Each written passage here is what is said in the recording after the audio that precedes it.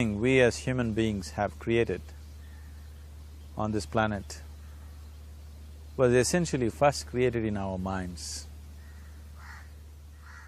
All that you see, which is human work on this planet, first found expression in the mind, then it got manifested in the outside world. So one thing we need to understand is, the wonderful things that we have done on this planet and the horrible things that we have done on this planet, both have come from the human mind. So if we are concerned as to what we create in this world, it's extremely important that first of all we learn to create the right things in our mind, how we keep our minds. If we do not have the power to keep our minds the way we want it, what we create in the world is also going to be very accidental and haphazard.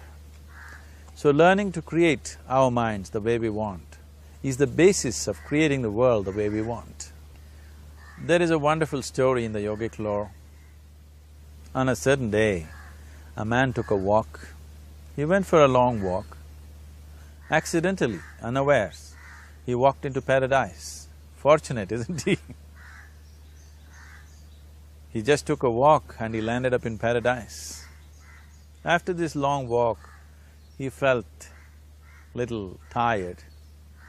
So he thought, oh, I'm tired, I wish I could rest somewhere. He looked around, there was a nice tree, underneath which there was very cushiony grass. So it was inviting. He went and put his head down there and slept. After a few hours he woke up, well rested, and he thought, oh, I'm well rested, but I'm feeling hungry, I wish I had something to eat. And he thought about all the nice things that he ever wanted to eat in his life. And instantly, all those things appeared in front of him. You need to understand, there the service is like that. Hungry people don't ask questions. Food came and he ate. Stomach became full. Then he thought, oh, my stomach is full, I wish I had something to drink. All the nice things that he ever wanted to drink, he thought about it and all of them just appeared in front of him. Drinking people also don't ask questions, so he drank. Now with a little bit of alcohol in him, you know Charles Darwin told you, all of you are monkeys, your tail fell away. Not me, Charles Darwin told you that you were all monkeys and your tail fell away and then you became human. Yes, definitely the tail fell away, but the monkey… In yoga, we always refer to an unestablished mind as markata, which means a monkey. Why we are referring to the mind as a monkey is, what are the qualities of a monkey? One thing about a monkey is, it's unnecessary movement. And another thing about the monkey is, if I say you're monkeying somebody, what does it mean? Imitation. Monkey and imitation have become synonymous. So these two essential qualities of a monkey are very much the qualities of an unestablished mind. Unnecessary movement, you don't have to learn it from the monkey, you can teach it to the monkey. And imitation is full-time job of the mind. So when these two qualities are on, a mind is referred to as a monkey. So this monkey became active within him. He just looked around, thought, what the hell is happening here? I asked for food, food came. I asked for drink, drink came. There must be ghosts around here, and ghosts came. Oh, the ghosts have come, they're going to surround me and torture me, he thought. Immediately the ghosts surrounded him and started torturing him. Then he started screaming in pain and said, oh, they're going to kill me, and he died. Just now he said he's a fortunate being. The problem is, he was sitting under a kalpa vriksha or a wishing tree. He asked for food, food came, he asked for drink, drink came, he asked for ghost, ghost came, he asked for torture, torture came, he asked for death, death happened. Now don't go looking for these kalpavrukshas in the forest. You can barely find a tree these days. A well-established mind, a mind which is in a state of samyukti, is referred to as a kalpavriksha. If you organize your mind to a certain level of organization, it in turn organizes the whole system. Your body, your emotion, your energies, everything gets organized in that direction. Once all these four dimensions of you, your physical body, your mind, your emotion and the fundamental life energies are organized in one direction, once you are like this, anything that you wish happens without even lifting a little finger actually. It would help to assist it with activity, but even without doing any activity, you can still manifest what you want if you organize these four dimensions in one direction and keep it unwavering in that direction for a certain period of time. Right now the problem with your mind is, every moment it is changing its direction. It is like you want to travel somewhere and every 2 steps if you keep changing your direction, the question of you reaching the destination is very remote unless it happens by chance.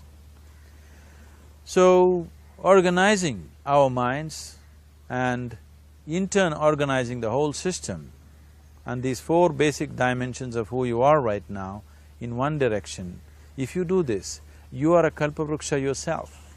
Anything that you wish will happen. But right now, if you look at your lives, everything that you have wished for till now, if it happens, you have finished. Everything and everybody that you have desired for, if all of that lands up in your house today, could you live with that? So if you want to become empowered, it is also important that you become responsible as to what you ask for and what you don't. Right now the world's situation is just this, we are hugely empowered with technology. Today it doesn't take six billion people to destroy this planet. One man by pressing the wrong button can destroy the whole planet. When we are empowered like this, it's very important that our physical action, emotional action, mental action and energy actions are controlled and properly directed. If it is not so, we become destructive, self-destructive. Right now, that is our problem. The technology, which is supposed to make our life beautiful and easy, has become the source of all the problem that we are destroying the very basis of our life, which is the planet. So what should have been a boon, we are making a curse out of it. What has brought incredible levels of comfort and convenience to us in the last 100 years or so has also become a threat to our life simply because we are not conscious action, we are in a compulsive state of action. So organizing our minds fundamentally means moving from a compulsive state of activity to a conscious state of activity. You might have heard of people for whom they asked for something and beyond all expectations it came true for them. Generally this happens to people who are in faith. Now, let's say you want to build a house. If you start thinking, oh, I want to build a house. To build a house I need 50 lakhs, but I have only 50 rupees in my pocket. Not possible, not possible, not possible. The moment you say not possible, you are also saying I don't want it. So on one level, you're creating a desire that you want something, on another level, you're saying I don't want it. So in this conflict, it may not happen. Someone who has some faith in a god or in a temple or whatever, who is simple-minded. Faith works only for those people who are simple-minded. Thinking people, people who are too much thinking, for them it never works. A childlike person who has a simple faith in his god or his temple or whatever, he goes to the temple and says, Shiva, I want a house. I don't know how, you must make it for me. Now in his mind there are no negative thoughts. Will it happen? Will it not happen? Is it possible? Is it not possible? These things are completely removed by this simple act of faith. Now he believes Shiva will do it for him and it will happen. So is Shiva going to come and build your house? No, I want you to understand, God will not lift his little finger for you. what you refer to as God is the source of creation. As a creator, he has done a phenomenal job, there's no question about it. Could you think of a better creation than this? Is it in anybody's imagination to think anything better than what is there right now?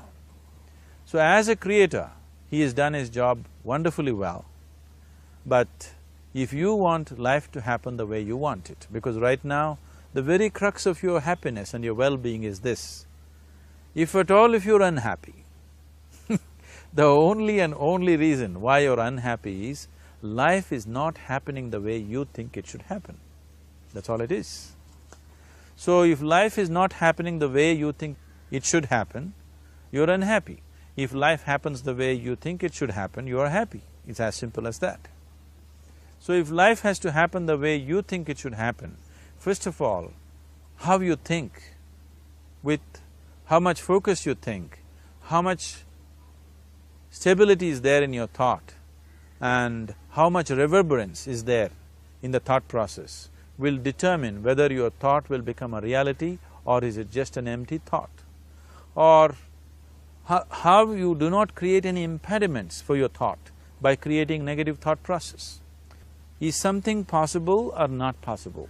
Is destroying humanity.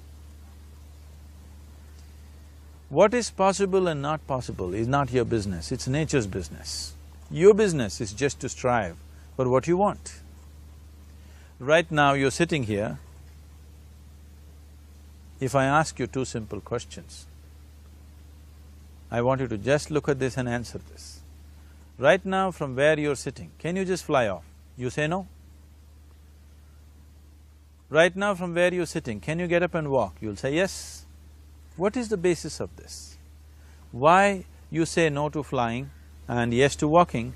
Because past experience of life, many times you've gotten up and walked, never did you fly off. Or in other words, you're using the past experience of life as a basis for deciding whether something is possible or not possible.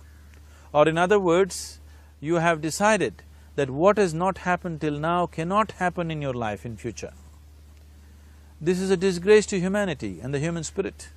What has not happened till now on this planet can happen tomorrow. Human beings are capable of making it happen tomorrow.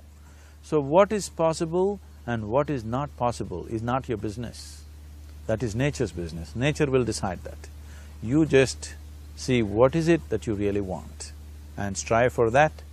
And if your thought is created in a powerful way, without any negativity, without any negative thoughts bringing down the intensity of the thought process, it will definitely manifest. The whole existence today, modern science is proving, is just a reverberation of energy. It is a vibration. Similarly, your thought is also a vibration. If you generate a powerful thought and let it out, it will always manifest itself. So generally, people are using faith as a means to remove the negative thought. Today, once you have become thinking human beings, your faith is not too deep. It doesn't matter how much faith you think you have, somewhere doubts always crop up. Right now, the way your minds are made, this moment, if God appears right here, you will not surrender to Him. You will want an investigation whether He is really God or not. With this kind of mind, you should not waste your time on faith. So there is an alternative, which is commitment. If you simply commit yourself to creating what you really care for, now once again, your thought gets organized in such a way, there is no such thing as whether it's possible or not possible. There is no hurdle in your thought process.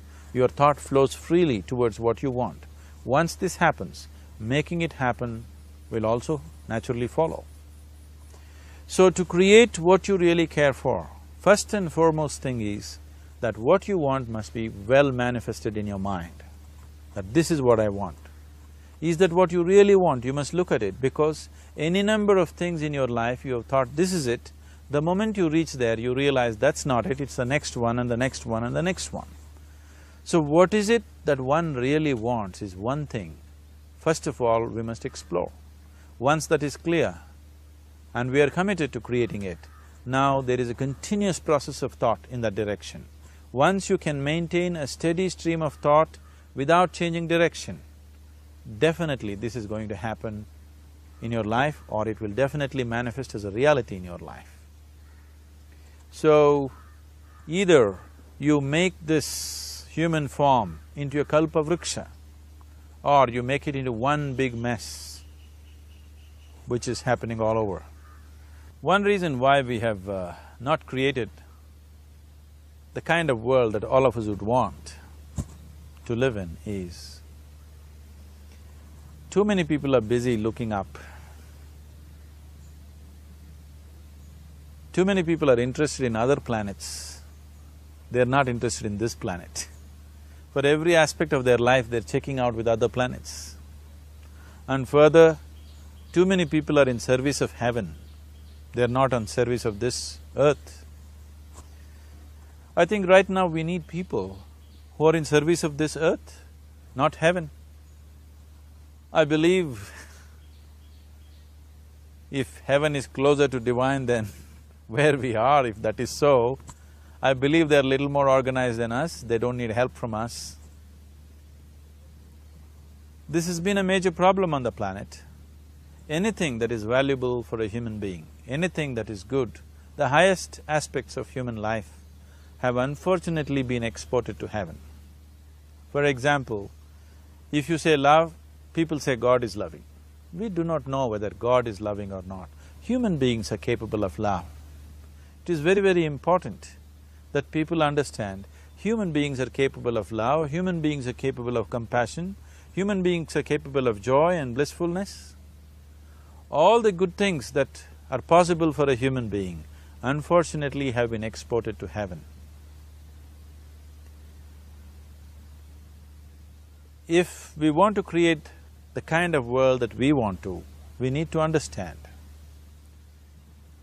whatever you refer to as God, the idea of God has entered our mind only because we have seen creation around us. Because there is creation, we have assumed a creator. God is a great creator. What you refer to as God is a source of creation. That source of creation has not failed us, has done a fantastic job. But now the question is about management. If you want to leave the management in the hands of the Creator, He will manage it in His own way, according to His agenda. But that's not what you want. You want life to happen the way you want it. Now, for example, let's say all of you here are the India soccer team for the next World Cup, and I am the coach. So these next 4 years, everything that you need to know about football is taught to you. Everything that I know about football is poured into you in so many ways. Now, the time to play the match has come. You're on the field and the ball comes near your foot, but you look at me, then it's no good. You've seen those coaches sitting there and boiling, nothing happens. Because now, once you're on the field, it's your job. So this is the same thing. The Creator has done a fantastic job. Now you're here. It is for you and me to see how to manage this, how we want it, how to keep this world, how… in what condition would all of us enjoy it best is something that we have to look at. So at every stage in our life, we tend to think, this is it. If this one thing happens, everything will be fine with my life. You reach there and you realize that's not it, and you postpone it to something else and something else. This is going on. The first and foremost thing is, you must be clear what is it that you really want. If you do not know what you want, the question of creating it doesn't arise. If you look at what you really want, what every human being wants is, he wants to live joyfully, he wants to live peacefully. In terms of its relationships, he wants it to be loving and affectionate. Or in other words, all that any human being is seeking for is pleasantness within himself, pleasantness around him. If this pleasantness, if it happens in our body, we call this health and pleasure. If it happens in our mind, we call this peace and joy. If it happens in our emotion, we call this love and compassion. if it happens in our energy, we call this blissfulness and ecstasy. This is all that a human being is looking for. Whether he is going to his office to work, he wants to make money, build a career, build a family, he sits in the bar, sits in the temple, he is still looking for the same thing. Pleasantness within, pleasantness around. If this is what we want to create, I think it's time we addressed it directly and commit ourselves to creating it. So you want to create yourself as a peaceful human being, joyful human being, loving human being, a pleasant human being on all levels. And do you also want a world like this? A peaceful world, a loving world, a joyful world? No, I want greenery, I want food. When we say a joyful world, that means everything that you want has happened. So this is all that you're looking for. So all that you need to do is commit yourself to creating it, to create a peaceful, joyful and loving world, both for yourself and everybody around you. Every day in the morning, if you start your day with this simple thought in your mind, that today, wherever I go, I will create a peaceful, loving and joyful world. If you fall down 100 times in the day, what does it matter? For a committed man, there is no such thing as failure. If you fall down 100 times, 100 lessons to be learnt. If you commit yourself like this to creating what you really care for, now your mind gets organized. Once your mind gets organized, the way you think is the way you feel, your emotion will get organized. Once your thought and emotion is organized, your energies will get organized in the same direction. Once your thought, emotion and energies are organized, your very body will get organized.